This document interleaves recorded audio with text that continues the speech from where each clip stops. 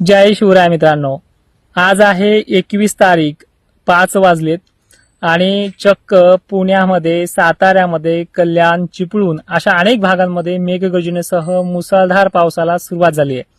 संध्याकाळपर्यंत तुम्हाला त्याच्या बातम्या पण येऊन जातील। आणि जी उद्याची 22 तारीख दिली आहे, मध्यरात्रीपर्यंत मराठवाडा, विदर्भात बऱ्याच ठिकाणी, पश्चिम महाराष्ट्रात सुद्धा आणि खानदेशामध्ये सुद्धा चांगल्या व्याप्तीचा पाऊस 22 तारखेच्या मध्यरात्रीपर्यंत येतोय। आता तुम्ही म्हणाल दिवसभर वातावरण कसं आहे, तर 22 तारखेची सकाळ झाली की 11-12 वाजेपर्यंत सावली शिराळ पडेल असं आभाळ मोठ्या, जे तुम्ही मागच्या पावसाळ्यात पाहत होते गेल्या वर्षी, तेच स्वरूप उद्या पाहायला मिळणार आहे। तुम्ही म्हणता कालही वातावरण बरोबर होतं, आज तर लय भकास झालंय, पण हे तुम्हाला आजचं जे वातावरण आहे याच्यावरून तुम्ही लक्षात ते तसं धरू नका। ही परिस्थिती खूप चांगली आहे आणि ज्या ठिकाणी आलनोनीची भाषा, दुष्काळाची भाषा बोलायची जात होती सारखं, त्या माध्यमातून सुद्धा पाऊस चांगला सांगितला जातोय। म्हणजे हा जो आपण एकनिष्ठ राहिलेचा बदल आहे ते तुम्हाला उद्या 22 तारखेला मध्यरात्रीपर्यंत पाहायला मिळेल। तुम्ही 23 तारखेला सकाळी मला कमेंट करायच्यात ह्या चॅनलवरती, आपल्या ज्या काही सोशल मीडियाच्या अकाउंटवरती आहे, एवढा जबरदस्त पाऊस आहे। तुम्हाला मी वारंवार सांगतोय की त्याला पहिले 2 दिवस चांगले पडू द्या, नंतर त्याच्यामध्ये जी काही ओल झाली असेल तुम्हाला 2 फूट 3 फूट काही ठिकाणी वाहुनी, त्यामुळे त्याच्यानंतरच तुम्ही पेरणी करा। पहिले त्याला पडू द्या, घाई तुम्ही खूप करताय, ती घाई करू नका। जबरदस्त पाऊस सुरू होतोय आणि हा पाऊस 22 पासून ते 2-3 जुलै पर्यंत राहतोय। म्हणजे बऱ्याचशा भागांना 8 दिवस पाणी, काही ठिकाणी 6 दिवस पाणी, 4च्या आणि 5च्या दिवसाच्या पुढेच तो पाणी टिकून राहणार आहे। आता जिल्ह्याचं सांगायची गरज नाही, कारण की हा पाऊस राज्यव्यापी आहे। एका दिवसामध्ये म्हणजे उद्या 22 तारखेला संध्याकाळपर्यंत तुका अख्खा राज्य वापरणार नाहीये, त्याच्यामुळे म्हणलं त्याला 2 दिवस पडू द्या। आणि उद्या तर मराठवाड्यामध्ये, विदर्भातल्या बऱ्याच भागांमध्ये, वाशिम असेल, बुलढाणा असेल, लोणार, मेहकर जे काही भाग असतील, इकडे हिंगोली असेल, नांदेड असेल, यवतमाळपर्यंत चांगली मजल आहे।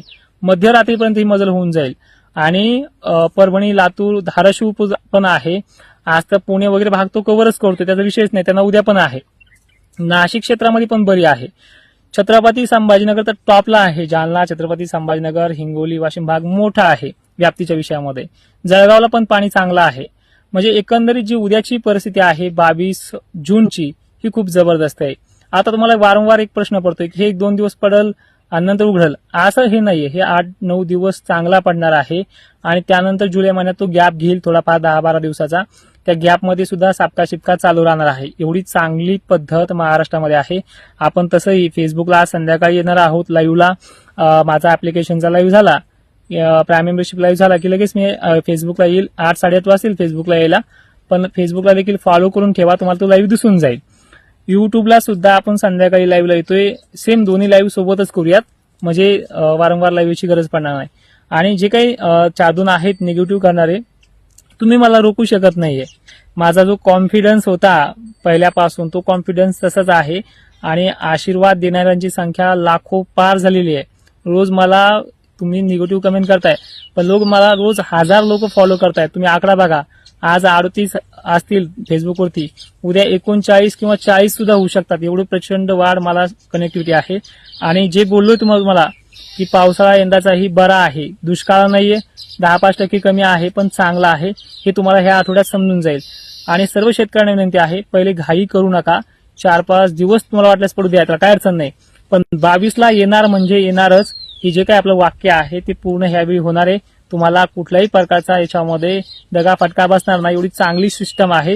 फक्त घाई का करू नये म्हणतोय, कारण की शासनाने आम्हाला तो अधिकार दिला नाहीये की सगळ्यांनीच पेरणी करा म्हणून।